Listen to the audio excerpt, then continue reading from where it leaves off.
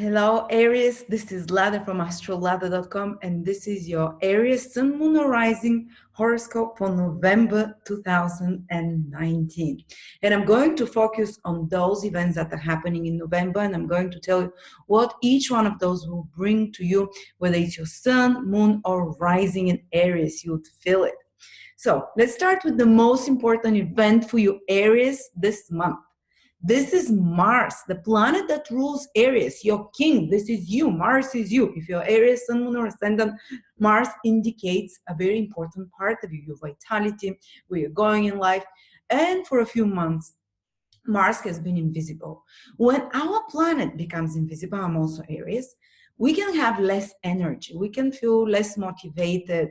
Whenever we're trying to manifest something or make something work, it's not possible for it to show material results in the world when our planet is invisible. Almost like we had to prepare behind the scenes about something, almost like we were kind of rebooting ourselves while Mars was invisible. But this rebooting does not allow us to manifest yet in the material world. But from the 1st of November, from the very start of this month, our planet Mars here is becoming visible in our 7th house for Aries. First of all, you're going to start having more vitality. Your energy and drive and ambition will come back. If you've been feeling tired, the sense of physical energy will come back to you. If you've been feeling exhausted, this will disappear from the start of November. Definitely motivation, drive, ability to make things happen in the actual material world will improve, will appear for all of us Aries. Fantastic news. But Mars is becoming visible, is being born in the 7th house, which is other people. It's almost like others will motivate us in some way. Maybe a partner will tell us something, a friend, or someone will press our button even. Because Mars is this kind of uncomfortable planet. It creates dynamic changes, and it activates us into action. But when it appears or is reborn in our 7th house, the reason for us getting activated is others, whether it's because of partners, business partners, relationship partners, that we ourselves become active and we're able to manifest. Maybe through a partnership might be born, because when a planet is being born, it's becoming visible. For us, this is Mars, of course. We can basically, something new can be born in that area of our life. And in the 7th house, this is a relationship. Some single Aries, Sun, Moon, or Rising might meet a new important person now who is described by Mars in the 7th house of other people. That someone youthful or younger, or someone with a very younger spirit in them, very driven, very motivated, maybe a male, an important male, because Mars is a masculine planet. Or if you're a man, Aries, Sun, Moon, or Rising, a woman that is indicated by Mars can appear in your life. For example, a woman that is dynamic, that is driven, that is very proactive as well, maybe physical, that likes to exercise, and she can motivate you. She can bring something very important for you for many months ahead. You know, so the birth, and it might be also not only just personal sexual relationship, it can be like a business partnership or collaboration with someone who is again indicated by Mars, and that you fully put your energy into that motivates you to move forward ahead as well. On a more negative level, the birth of Mars can indicate the birth of some conflict with someone, because that's the lower vibration of Mars. The higher vibration is drive, ambition, desire to move forward, you know, and someone motivates you for that, or you do it together in a partnership. Partnerships start manifesting for you more real, in a real tangible way. But in the lower vibration is some conflict, open conflict. The 7th house is those that are opposite us, can appear for us. And something that we have to assert ourselves with another person or through another person for the coming months ahead. So stay tuned for those, you know, developments. And especially if you're Aries, Sun, Moon, or Rising from 18 till 30 degrees in Aries. This means that if it's your Sun there, you are born from the following, from around the 8th of April to the 20th of April.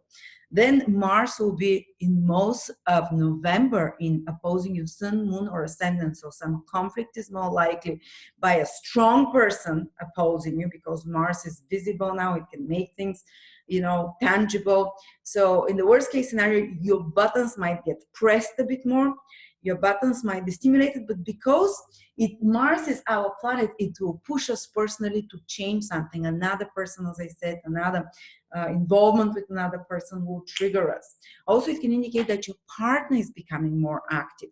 If till now they were a bit in the shadows, or things were not happening for them, Mars becomes visible in your seventh house of partners, and they start moving and getting things done. All right. Then the other big event that is happening the start of the month is that Mercury is turning retrograde in your 8th house, Aries. So almost to the end of the month, basically. I think the whole month Mercury is kind of retrograde. Towards the end, it starts moving direct. Let me check very quickly. Just a second. Yes, Mercury becomes direct on the 21st.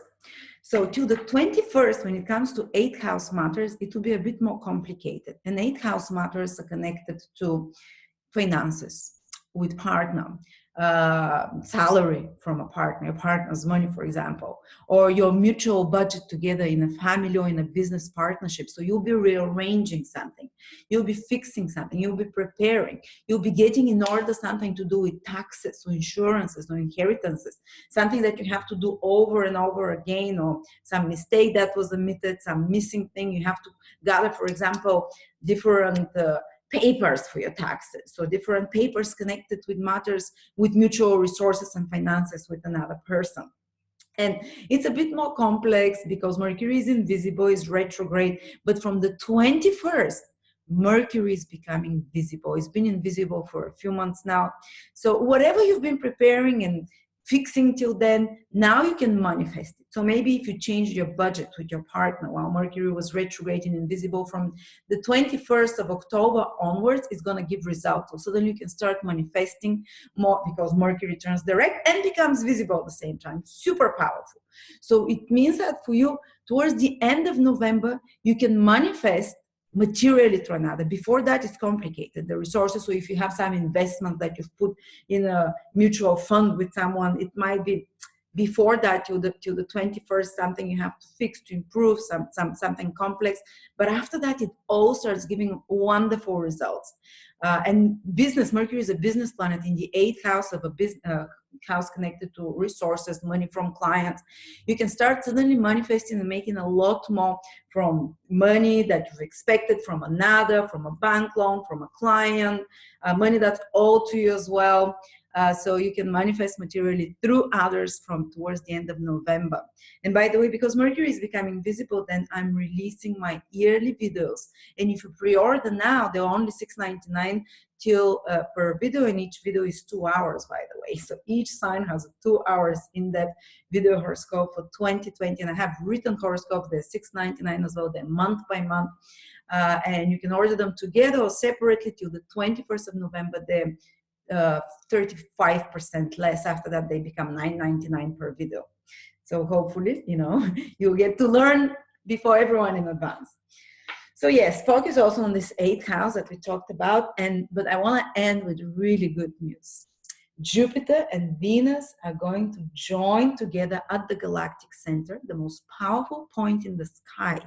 The galactic center is where the biggest burst of inspiration and creative energy, material, and the waves are coming from the center of our galaxy. It's the throne of our father, or whatever you want to call it, of the creator.